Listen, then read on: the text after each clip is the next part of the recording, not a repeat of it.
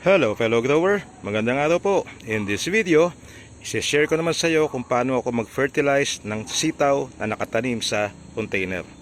So itong sitaw ko na ito, na-feature ko na a few weeks back nung sila ay itinanim ko. Yung mga buto ng sitaw itinanim ko dito sa container. At doon sa video na yon, meron akong 3 buto na inilagay sa bawat isa sa kanila. So ngayon, tigda-dalawa na lang sila. Yan. Pero doon sa isang yun, minentain ko yung 3 puno. So parang experimentation. Normally po kasi sa ganito kalaking container na around 5 to 7 gallons ang capacity niya. Ayan. Medyo malawak yung kanyang bibig, no? Ay dapat yan maximum 2 puno lang. Pero pinabayaan ko na yung isang yun kasi 3 sila at lahat naman ay malusog. So dito tinanggal ko yung isa na medyo maliit. At iniwan ko yung 2 medyo malaki. So sila ngayon yung pinatuloy ko. Ayan. Medyo mataas na rin sila. At ang ginagawa ko dito, dahil itong aking balag ay papataas, ayoko naman na umabot doon sa itaas doon yung kanilang mga suloy. Kaya sila ay pinupron ko, pinuputulan ko sila kagaya dito. Ayan. Pinutulan ko dyan. At sa ganyang paraan ay may encourage natin yung ating tanim na sitaw na maglabas ng kanilang lateral. So kagaya nito, ayan, pinutol ko dito. Ayan, putol siya dyan. And then dito, ayan, naglabas na siya ng kanyang lateral at doon may bulaklak na siya. Yung lateral niya tumaas na rin uli at pinutol ko rin dito. So ito, maglalabas na naman dito. Either magiging bulaklak ito or another lateral na kung saan pwedeng lumabas ang kanyang mga bulaklak at magiging bunga later on. So ito ganun din, ano po, pinutol ko yan dito. Ayan. Kaya yan merong lantang dahon doon kasi pinutol ko siya. So dito naman papakita ko kung paano ako mag-fertilize. Kasi po yung ating sitaw, dahil sila nakatanim sa container, ay kailangan natin supplyan ng kailangan nilang nutrisyon. At ang binibigay ko sa kanya, sa ganito na pwede na siya mag-umpisa magbulaklak, ay yung complete fertilizer. Yung complete fertilizer po, pwedeng yan ay triple 14, triple 16, o triple 18. Ano po? Pag sinabing triple, taglay niya yung nitrogen, phosphorus, at potassium in equal amounts, equal percentage. So, kompleto siya. Merong nitrogen para maging maberde, malalaki ang dahon. And then meron siyang phosphorus para naman na mas lumago ang kanyang mga ugat. And then meron siyang potassium na makakatulong sa kanyang pagbubulaklak. So example po dito, ang aking ginagamit ay triple 14. So paano ba ako mag-fertilize? Umpisahan na natin, ano po? Yan. So halimbawa, meron ka 1 galon ng tubig, kagaya niyan. Lalagyan ko lang ito ng 2 kutsara ng fertilizer. So 2 kutsara, gamit itong scooper natin. Sa 2. And then hahaluin lang natin yan. Haluin siya hanggang sa tuluyang matunaw yung ating fertilizer. Tunawin natin mabuti. Yung ibang fertilizer na mabibili medyo matagal matunaw. So ang pwede mong gawin doon, ibabad mo na sa gabi pa lang para kinabukasan ng umaga ay tunaw na siya.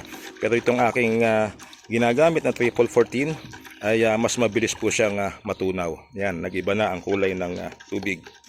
So pwede na natin siyang idilig.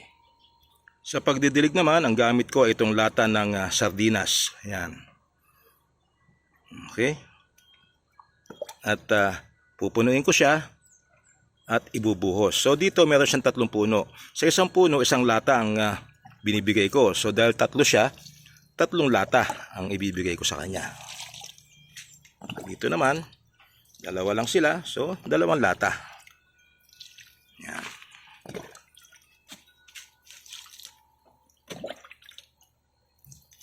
Yan. So ganyan lang po yung pag-fertilize ko sa kanila.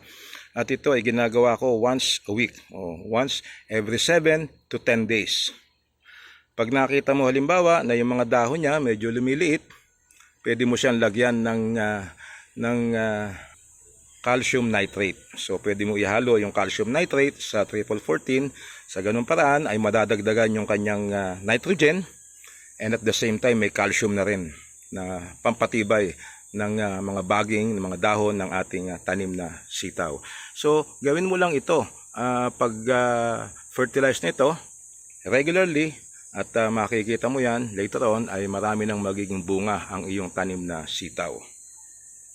Pagdating naman sa insekto, meron din siyempreng kalaban itong ating tanim na sitaw. So kagaya po dito, dahil tag-araw ngayon, ayan, meron siyang leaf miner. Ayan. So hindi naman marami. Pagka kakaunti lang ito, pinipisil ko lang yung dulo niyan para hindi na siya tuluyang makasira ng dahon. So ganyan. Konti lang naman siya. Pero kung medyo marami na, pwede mo siyang sprayan ng insecticide. At ang isang nakakamatay sa kanya, pwede yung 7 ng Bayer, pwede rin yung Malathion na spray sa kanya. At sa ganung paraan ay mapipigilan ang pagdami ng insekto na nangingitlog sa dahon ng iyong sitaw. Kasama rin sa pag-aalaga sa tanim na sitaw yung regular na pagdidilig. Dahil nakatanim po sa container ito, yan ay medyo mabilis siyang matuyuan ng lupa. Kasi po itong sitaw, maugat din ito Marami itong ugat. Halimbawa ditong sa container na 3 ang nakatanim, mas mabilis matuyo ang lupa niyan kasi mas maraming ugat na nandyan. So pag nakikita mo naman na lumalabas na yung ugat dito, pwede mo siyang dagdagan ng lupa. So yung pagdidilig sa kanya, regular din yan. Wag natin pababayaang tuluyang matuyuan ng lupa ang ating tanim na sitaw dahil makakasama iyon sa kanyang pagbubunga. Of course, didiligan lang natin siya pagka tuyo na yung lupa. Huwag nating laging didiligan kahit na hindi niya kailangan. So, pagka po lagi natin didiligan yan, laging basang-basa ang lupa. Halimbawa ay baka po mabulok naman ng kanyang ugat. Alright? So, yan lamang po ang aking ginagawa sa pag-fertilize, pag-aalaga ng aking tanim na sitaw. And later on, magkaroon tayo ng video pagka mag-harvest na tayo. Alright, maraming salamat po sa panonood at makita-kita tayo sa iba pang mga videos ni Late Grower. Bye-bye!